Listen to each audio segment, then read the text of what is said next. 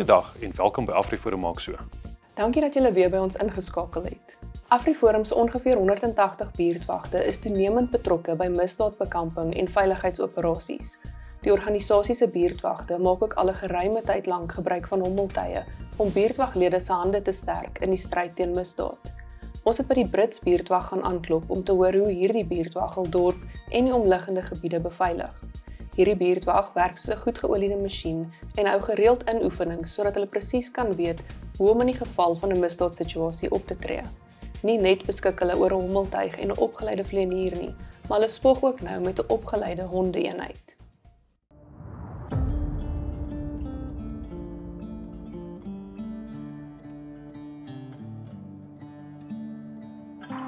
Goed, so in 2016, 2017 het ons veral die buitewyke van Brits het baie erg neergeloop onder misdaad.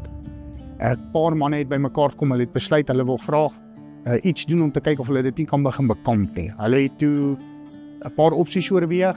AfriForum het 'n goeie struktuur gebied. Hulle het toe vir ons byeenkoms gereël. Ons het met hulle gesels waar ons toe besluit het nee, ons sal saam met AfriForum die pad stap. Hulle het net vir ons 'n goeie platform gegee om vanaf te werk. Weens meeste van die lede nie militêre opleiding of sekuriteit agtergrond het nie, moet ons gereeld inoefeninge doen sodat almal net redelik verstaan wat hulle rol is in die buurtwag en hoe om krisisse en insidente te hanteer. So ons doen ten minste 2-3 keer 'n jaar doen ons 'n groot gebeurlikheidsplan inoefening waar ons dan 'n plaasaanval simuleer of dan nou 'n noodtoestand wat op toepassing is van ons omgewing. Hoe meer mense betrokke is by buurtwag, hoe meer oë en ore het jy, meer mense kan rapporteer wat hulle sien. Mense moet mekaar begin help. Ongelukkig lewe ons in 'n tyd waar ons nie kan verwag almal moet vir ons iets doen nie, maar ons moet ook betrokke raak en van ons kant af begin om ons naastes te help. Die honde-eenheid het eintlik in hierdie parkie begin. En ons het oor Desember 'n inbraak gehad en ek het die ou te voet nagesit en hy is hier in die parkie in. Op daai stadium was hierdie parkie omtrent 2 meter onder hoë gras. Ek het ingeroep op die radio, die hulp het gekom daar om die draai en hy's letterlik tussen ons twee hier deur en hier af in die straat, maar hy's toe nou heelwat flikser en vinniger as wat ons toe nou is. Daar het ek besluit, nee, ek gaan my honde oplei, ek het honde, goeie honde, en laat hulle net die ou kan stadig maak dat ek bietjie kan bykom. Die spoorsny vat nogal 'n tyd om die honde op te lei, so ek sê die beste deel van 2 jaar. Die honde is nou eintlik eers operasioneel. Ons het klaar gesteelde items teruggekry op 'n huisinbraak in Hartbeespoort. Ons was al op verskeie spore waar ons die verdagtes in die nagsig sien, dan is hulle net voor ons, jy weet wat hulle drade knip hier op die wildsplase.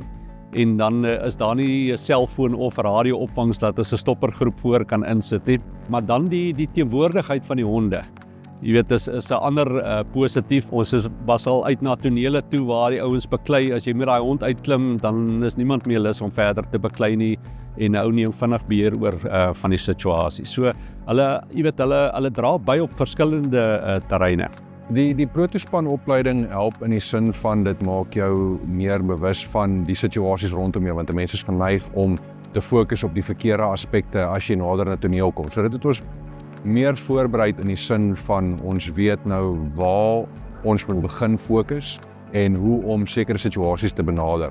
Want die risiko is jy weet nie waar jy nie reageer of waarop jy reageer as jy ontbied word na toneel toe nie. So daar's altyd 'n element van risiko betrokke. So vuurwapenveiligheid is 'n groot faktor en dit is een van die kernpunte waarop daar gefokus is tydens die opleiding.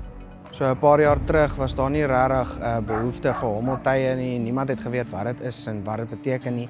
Tot die mense dit begin gebruik het en dit gebruik het as 'n magsvermenigvuldiger om teen misdaad te veg. Deur FSAT, ons sustermaatskappy wat die RPC-opleiding bied, laat dit ons toe om vlieëniers na hulle toe te stuur. Hulle word vol opgelei deur FSAT en dan kom hulle terug takke toe en hulle kan dit dan nou gebruik om in hulle gemeenskappe verskil te maak en teen misdaad te veg. Om by jou naaste buurtwag in te skakel, besoek afriforumbuurtwag.co.za. Afrikaner erfenis en die bewaring daarvan is iets wat AfriForum na in die hart lê. Ongelukkig word daar deesdae uit regeringsgeleedere nie meer veel gedoen om Afrikaner erfenis te bewaar nie. Net soos AfriForum op vele ander terreine sê, ons sal self, is dit ook die geval met die bewaring van Afrikaner erfenis. In Pretoria vertel talle geboue, monumente en terreine die verhaal van die Afrikaner se verlede. AfriForum is betrokke by die bewaring van verskeie van die terreine, insluitende Melrosehuis en die Helder Akker.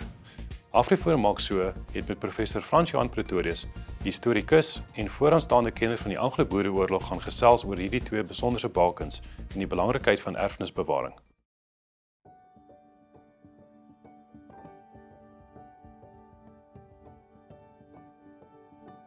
Melrosehuis is in 1886 gebou vir George Hayes. Hy was 'n baie bekende eienaar van 'n koetsmaatskappy en hierdie man was 'n besonder welgestelde kerel. Pragtige Victoriaanse huis gebou hierso, een van die uitsonderlike huise in Pretoria.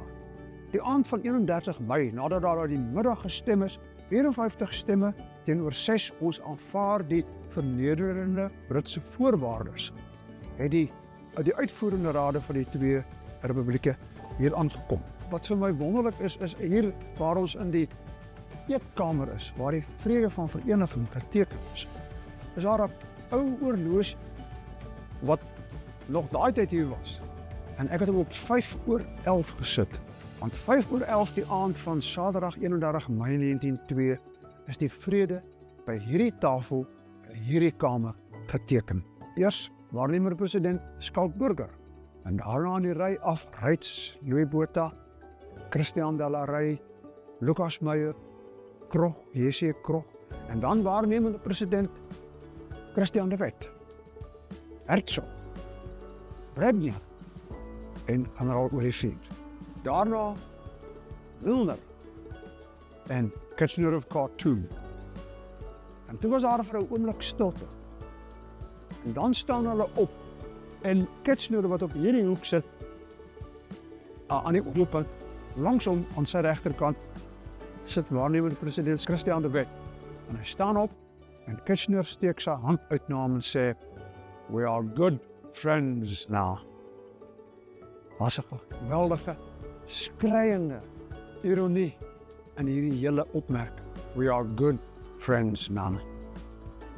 Bewaring is iets wat in die vesel van die Afrikaner is. Ons wil bewaar wat vir ons belangrik is en wat ons eie was en wat ons gebring het tot hier waar ons is. En daarom moet ons dit bewaar. Dis ons plig om dit wat ons geskiedenis gemaak vir die toekoms te bewaar. Dat as daar 'n kinder vra, wat is hierdie gebou? Dat 'n ouer kan sê, hier het dit gebeur, want dit is ons voorsate. So dit is 'n eenlopende verhaal in hierdie geval van die Afrikaanse geskiedenis, van iets wat gebeur het, iets wat daaroor opgerig is, iets wat vir die geslagte daarna as 'n soort van 'n naald moet wees waar ons patriotisme oortoets.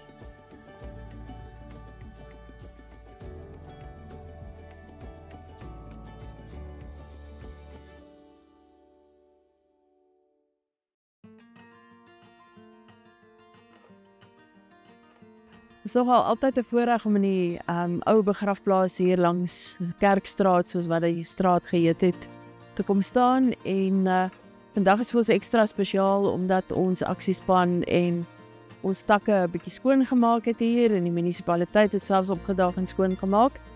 En daarom lyk dit vandag baie goed, maar oor die algemeen is dit nogal 'n stryd om mense te kry om hier te kom skoonmaak. Elke eerste Saterdag van die maand is daar skoonmaakaksies hier en word daar seker gemaak dat die fasiliteite skoon is en dat die parkeerplekke veilig is.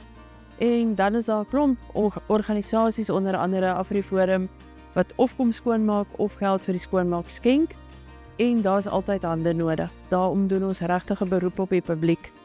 Hierdie is die area waar seker die grootste name in Afrikaner geskiedenis begrawe is, van politici soos Paul Kruger, soos Andries Pretorius, soos die latere eerste ministers, tot by ons groot kultuurleiers, Pierre, Jan F. Eselje, Eugene Maree.